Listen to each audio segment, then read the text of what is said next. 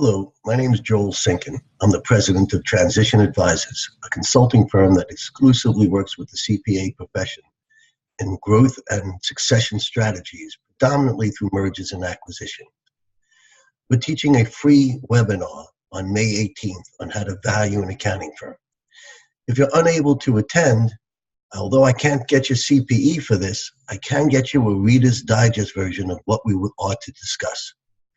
That is, how to value an accounting firm. There's two main aspects of valuing an accounting firm. One would be if I'm selling my practice externally to another firm or practitioner. The second category would be selling my practice, my equity interest in my practice, to other partners. Let's start with the key to valuing a firm in an external sale. Most people want to immediately go to the fact that what is the multiple? For us, the multiple is the effect, not the cause. We look at 5 quick variables. First one's cash up front, if any. I will tell you that very rarely is there a lot of cash put down on an accounting firm. Hundreds and hundreds of closings in the last several years, over 800 over the last 2 decades plus, and the average has been 0 to 20%. I've had more at 0 than at 20%. Cash up front is usually pretty limited. Second variable is the duration of the retention period, meaning how long after closing, if a client fees grow or shrink, does that impact the purchase price or the balance due between the buyer and the seller?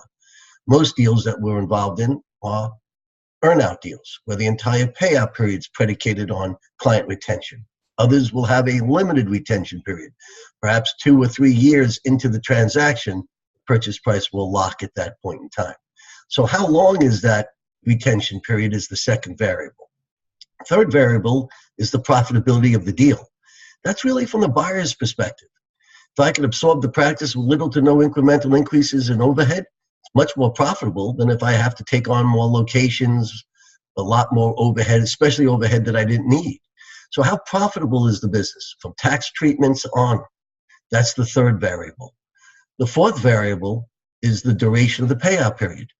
Small firms, 500,000 to a few million, usually you'll see 4 to 7 year payout periods. Firms that are very large firms, you'll typically see 7 to 10, more often than not, 10 years. Once you have those first 4 variables, you can come up with the fifth one. The fifth one's the multiple. Think of it quite simply. The less money down, the longer the retention and payout period, the more profitably the deal is structured, the higher the valuation. For example, someone might pay 15% of collections for 10 years on an exaggerated example of a deal. That's 1.5 times. Yet the same person wouldn't pay 50 cents on the dollar to buy the practice all cash at closing. So keeping in mind all these different variables will help you in how to come to the multiple, the value of your accounting firm. When selling to partners, most large firms are converting to compensation-based buyouts. Typically, they'll look at the last several years, average the income, multiply that by 2 to 3 times, pay it over 10 years, plus as treated as deferred comp, plus typically capital. So if I'm making $500,000, my retirement reward will be between $1 million and $1.5 million, paid out over 10 years. Typically, there's always exceptions. Some firms will still buy you out based on your equity interest, typically between 0.5 and 1 time. Some will do it on the book of business you manage, and there's hybrids. The one thing to keep in mind is we've never told the client, buy this business, you're going to lose money for 10 years. Don't tell your partners. So the litmus test you can apply is simple. How much money is a partner making in total compensation? Subtract from that the cost of replacing their labor. Subtract from that the purchase price. What's left has to be a positive number. If it is, it cash flows. And I'm getting paid for my years of sweat equity and you're making more money.